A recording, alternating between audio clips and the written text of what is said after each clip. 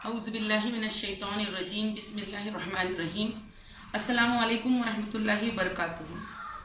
मोहतरम प्यारी बहनों, 3 तलाक का मसला जब से हमारे मुल्क हिंदुस्तान के मीडिया में आया है, हमारी मुसलमान बहनों के जहनों में बहुत ज़्यादा सवालात हुए हैं और ये ज़रूरी है कि हमारी बहनों के जहनों में शरीयत इस्लामी के जो अहकामात हैं बहुत वाज़े अंदाज में पेश किए जाएं। सबसे पहला सवाल जो हमारी बहनों को आ रहा है कि जब अल्लाह ताला ने कुरान में सूरह तलाक में और सूरह बकरा में तलाक का तरीक़ा बहुत ही सिस्टमैटिक और ग्रेजुअल बताया है, हुक्म है कि अत-तलाक़ु मर्रतान, तलाक 2 मरतबा है, तो फिर क्यों हमारे मर्द हजरात जो एक ही वक्त में 3 तलाक दे देते हैं, इंस्टेंट ट्रिपल तलाक जो है वो किस तरीके से वैलिड होती है? ये बहुत ही अहम सवाल है जो सब बहनों के जहनों में आ रहा है, तो इसको एड्रेस करना बहुत ज़रूरी है। अल्लाह ताला ने कुरान में जो अहकामात दिए वो इस तरह हैं कि अत-तलाक़ु मर्रतान, तलाक 2 मरतबा है। इसके बाद या तो अपनी बीवी को अपने ज़ौजियत में निकाह में रोके रखो या फिर एहसन तरीके से उसको रुखसत कर दो, और जब आप उसको रुखसत कर देंगे तो आपके लिए हराम हो जाएगी और फिर दोनों का जो रिश्ता है वो पूरी तरीके से ख़त्म हो जाएगा। ये जो प्रोसीजर कुरान का है ये एहसन तरीक़ा है, इसी के मुताबिक तलाक देनी चाहिए। लेकिन बाज़ हजरात क्योंकि वो आदाब तलाक नहीं जानते, इस वजह से तलाक एक वक्त में 3 मरतबा कह देते हैं, और अगर एक वक्त में 3 बार तलाक कह दी गई तो इस तरह का तलाक देना सरासर जुल्म है, ज़्यादती है और शरीयत की रोशनी में हराम है। लेकिन ये तलाक वैलिड होती है इस लफ्ज़ का इस्तेमाल करने से इनका जो रिश्ता है वो किस हद तक मुतासिर होता है। तो ज़रूरत इस बात की है कि हमारे जो मर्द हजरात हैं और हमारे जो घर और ख़ानदान हैं उनको आदाब तलाक से वाकिफ़ करवाया जाए। यहाँ पर यह कह देना कि ये तलाक हुई ही नहीं क्योंकि तरीक़ा कुरान का नहीं था, तो मैं आपको एक मिसाल से ये बात समझाती हूँ। अल्लाह ताला ने निकाह का जो तरीक़ा बताया है बहुत ही सिंपल है। निकाह में शौहर एजाब कहता है, ऑफ़र करता है और उस औरत को अपने निकाह में लेना चाहता है। बीवी की जानिब से रजामंदी जब जाहिर हो जाए कि वो कहती है मुझे मंजूर है, कबूल है, तो फिर ये रिश्ता शुरू हो जाता है, निकाह यहाँ पे वैलिड हो जाता है। इसमें महर की अदायगी है, वली की ज़रूरत है, दोनों तरफ से गवाहों की ज़रूरत है। ये एक सिंपल ग्रेजुअल तरीक़ा है। इसके बजाय अगर हम ये जो तरीक़ा सुन्नत में बताया गया, हम निकाह में बहुत सारी बिदात, खुराफात, बेजा रसूमात और बहुत सारी चीज़ें जो हराम हैं वो शामिल कर देते हैं। जैसे कि हमने जहेज़ ले लिया, हमने बहुत भारी महंगी शादी की, हमने लड़के वालों पर जुल्म ज़्यादती करके बड़ी बड़ी दावतों का तकाजा किया और फिर उसमें हमने गाना पार्टी भी रखी, नाच गाना भी शामिल रहा। तो यहाँ पर ये तमाम चीज़ों के शामिल होने से वो निकाह इनवैलिड नहीं होता। निकाह तो हो जाता है, लेकिन जिस तरीके से निकाह किया गया वो सुन्नत तरीक़ा नहीं है, बल्कि वो तरीक़ा सुन्नत रसूल के ख़िलाफ़ है और उसमें कई चीज़ें जो है वो शरीयत में मना है। तो ये बात हमको अच्छी तरीके से समझ लेना चाहिए कि आज समाज और माशरे में जो मसाइल हैं वो मुस्लिम पर्सनल लॉ से लाइल्मी की वजह से हैं। ज़रूरत इस बात की है कि शऊर बेदार किया जाए और इस्लाह माशरे का काम किया जाए। दूसरी अहम चीज़ कि अगर ये बहनें मुतासिर हो रही हैं तो इसका हल क्या है। सबसे पहली बात कि मुस्लिम ख़वातीन इतना ज़्यादा मुतासिर नहीं है जितना पेश किया जा रहा है, बल्कि तमाम दारुल ख़ज़ाओं से जो सर्वे लिया गया वो बताता है कि 1 से 2% ख़वातीन तलाक़ सलासा 3 तलाक़ से मुतासिर है।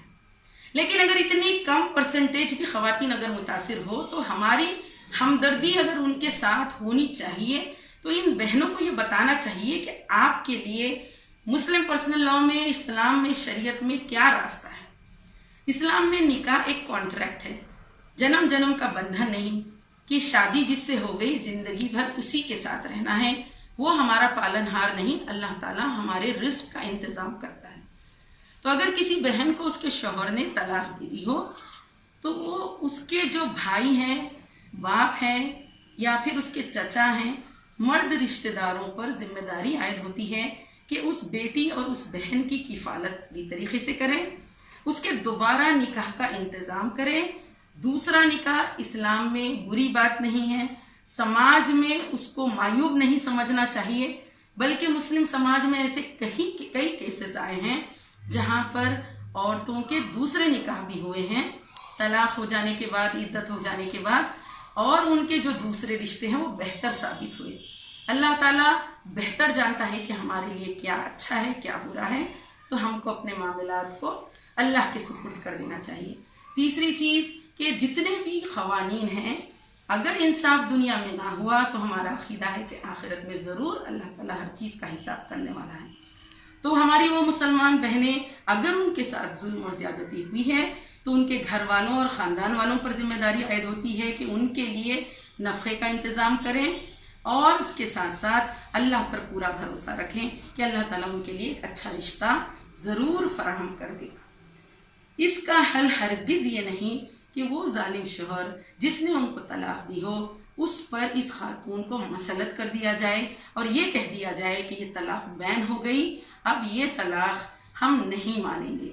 یہ عورتوں کی زندگی کو مزید پیچیدہ بنانے اور مشکل کرنے والی بات ہے. تیسری چیز یہ کہ مسلم پرسنل لا بورڈ ایسے مسائل کے حل کے لیے کیا کر رہا ہے. طلاق کا مسئلہ ہو یا 3 طلاق کا مسئلہ ہو، مسئلے کے حل کے لیے سلیوشن اسلام میں ہی ڈھونڈنا ہوگا، شریعت میں ہی ڈھونڈنا ہوگا. اگر 1 طلاق یا 3 طلاق کی وجہ سے گھر اور خاندان ٹوٹ رہے ہیں تو اصلاح کی ضرورت نکاح کے وقت ہے. شادیوں کو آسان کرنا ہے، نکاح میں انتخاب کے وقت دینداری کو اہمیت دینا ہے. اگر ہمارے یہاں نکاح آسان ہوں گے تو شادی کے وقت جو مسائل یعنی اگر نہیں ہوں گے تو طلاق بھی خود بخود آسان ہو جائے گی. ہم نے اپنے سماج میں نکاح کو بہت مشکل بنا دیا. اس میں ہم نے ایسی چیزیں شامل کر دی جو بہت زیادہ غیر مسلم سماج سے لی گئی ہیں کہ ہم بہت زیادہ فنکشنز کرتے ہیں، بہت زیادہ پیسہ خرچ کرتے ہیں اور بہت زیادہ اسراف بھی کر دیتے ہیں. نکاح کو اگر درست کریں گے تو طلاق کے مسائل بھی حل ہوں گے اور وراثت کے وقت بیٹیوں کو جو حق ملنا ہے، یہ بھی جو حقوق متاثر ہو رہے ہیں، یہ سب درست ہو جائیں گے اگر ہم نے نکاح کو درست کر دیا. آل انڈیا مسلم پرسنل لا بورڈ کے صدر مولانا رابع حسن ندوی صاحب نے اپنے بیان میں کہا کہ شادیوں سے 3 نقطے نکال دو، اس کو شادی کر دو. اگر اس حکم پر ہم سب عمل کریں تو ہماری شادیاں جب آسان ہوں گی تو خود بخود طلاق کے وقت جو پریشانی ہے وہ اتنی زیادہ نہیں ہوگی.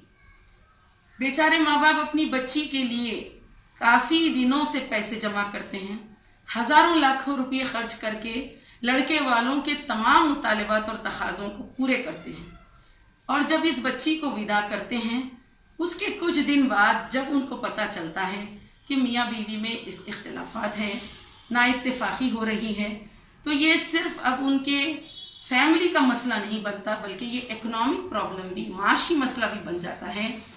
جس شادی کو رچانے کے لیے انہوں نے بہت زیادہ قرض بھی لے رکھا تھا اور سماج میں اس کو ایک بہت بڑا اپنا سٹیٹس بتا کر انہوں نے پیش کیا تھا، اب اس شادی کے ٹوٹنا ان کے لیے بہت بڑا صدمہ ہو جاتا ہے.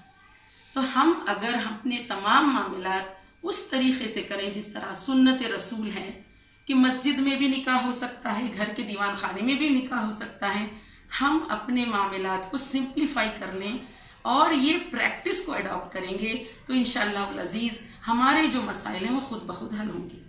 آخری بات کہ مسلم سماج کا اگر کمپیریزن کسی بھی سماج سے کیا جائے تو تعلیمی اعتبار سے مسلمان ضرور پیچھے ہوں گے، معاشی اعتبار سے ضرور پیچھے ہوں گے، لیکن مسلمان عورت کی حیثیت ہر اعتبار سے مسلم سماج میں بہت بہتر ہے. آپ ٹی وی میں دیکھتے ہیں کہ کئی خواتین شکایتیں کرتے ہوئے آ رہی ہیں کہ میرے ساتھ ایسا ہوا، میرے ساتھ ایسا ہوا.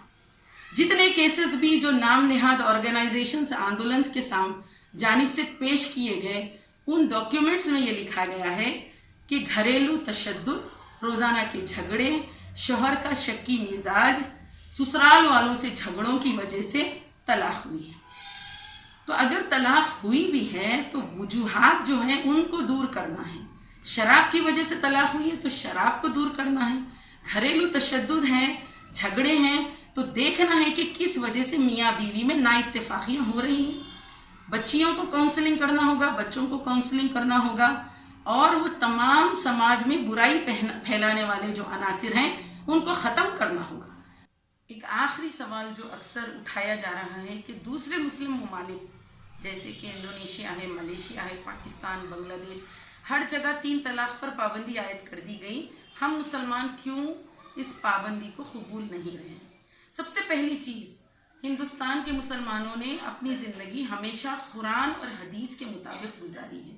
دوسرے ممالک میں کیا ہو رہا ہے اس کو بنیاد بنا کر ہم کو مسلم پرسنل لاء میں تبدیل کرنے کی بات نہیں کی جا سکتی۔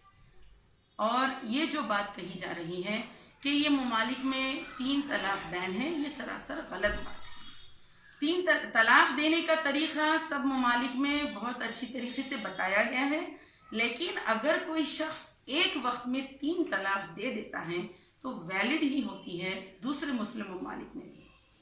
میں سمجھتی ہوں کہ میرے اس ویڈیو سے ان تمام بہنوں کے جو سوالات ہیں اس کا کچھ حد تک جواب ملا ہوگا، اور امید کرتی ہوں، گزارش کرتی ہوں تمام مسلم ماؤں بہنوں سے کہ تحفظ شریعت اور مسلم پرسنل لاء کو بچانے کے لیے جو کوششیں ہو رہی ہیں اس میں آپ سب بہنیں آگے بڑھ کے آئیں اور حکومت کے سامنے جمہوری پرامن طریقے سے اپنی بات واضح طور پر رکھیں۔